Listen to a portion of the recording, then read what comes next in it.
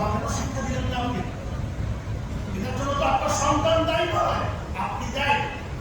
আপনি সন্তানকে এই দোয়া শিক্ষা দেন না, সময় দেন না, টাকার পিছনে দৌড়েছেন।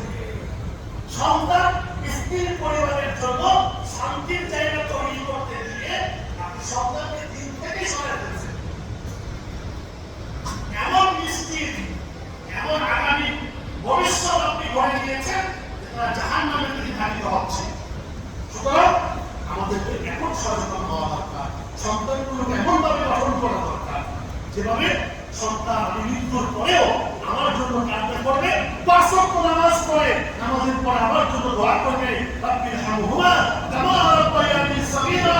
আল্লাহ আমার বাবা মা ছোটবেলায় আমার উপর যে বিপদে রহম করেছিল, আল্লাহ আমার বাবা মা যে বিপদে ছোটবেলায় আমি বলতে পারি নাই আমার সমস্যার কথা, হাঁটতে পারি নাই, চলতে পারি নাই, আমার বাবা আমার উপর রহম করেছে। আল্লাহ আজকে আমার বাবা মা বৃদ্ধ হয়ে গেছেন, আমার বাবা মা কবরে চলে গেছেন, আল্লাহ আমার বাবা মায়ের উপরও আপনি একইভাবে আপনি রহম করেন। এই দোয়া শিক্ষা দিতে হবে না? আল্লাহ আমাদেরকে বোঝার তৌফিক দান করুন। আমিন। প্রিয় ভাইরা, সময় যেহেতু স্বল্প, অত্যন্ত গুরুত্বপূর্ণ একটা আলোচনা, তো আমরা ইনশাআল্লাহ আগামী জমা বাকি আলোচনা করবো। আমি আরেকটা পয়েন্টেই কথা বলে শেষ করে দেবো ইনশাআল্লাহ।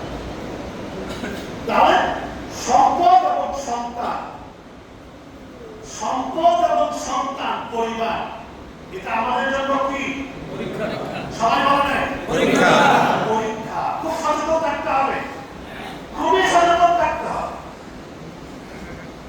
সন্তানের পরীক্ষা, স্কুলে সন্তানের পরীক্ষা আছে, 10 মিনিট পরে কি আপনি নিয়ে যাবেন? আপনি তো 10 মিনিট আগে নিচ্ছেন না।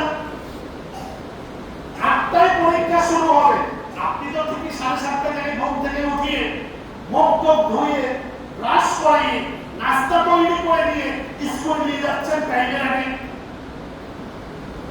আপনার সন্তানটা যে ফজরের নামাজটা পড়লো না, সন্তানটাকে যে ফজরের নামাজ পড়ালেন না, আপনার সন্তানটাকে যে নিজে হাতে জাহান্নামের দিকে ঠেলে দিলেন, কি কারণ? একবারও কি চিন্তা করেছি আমরা? একবারও চিন্তা করি। প্রিয় ভাই, এজন্য যেমনিভাবে দুনিয়ার প্রতিষ্ঠিত করার জন্য আপনার সন্তানকে ঘুম থেকে তুলে স্কুলে নিয়ে যাচ্ছে, এই সন্তানের দায়িত্ব আখিরাতে ওই সন্তানকে জাহান্নাম থেকে বাঁচানোর জন্য আপনার কি কোনো দায়িত্ব নাই? অবশ্যই দায়িত্ব আছে। এজন্য আল্লাহ সুবহানাহু ওয়া তাআলা বলেন, ইয়া আইয়ুহাল্লাযীনা আমানু কু আনফুসাকুম ওয়া আহলিকুম নার। নিজেদেরকে বাঁচাও জাহান্নামের আগুন থেকে, তারপর ছেলে মেয়ে স্ত্রী পরিজন তাদেরকে জাহান্নামের আগুন থেকে বাঁচাও। তাহলে আপনি দুনিয়ার শান্তি নিশ্চিত করলেন, সন্তানকে দুনিয়া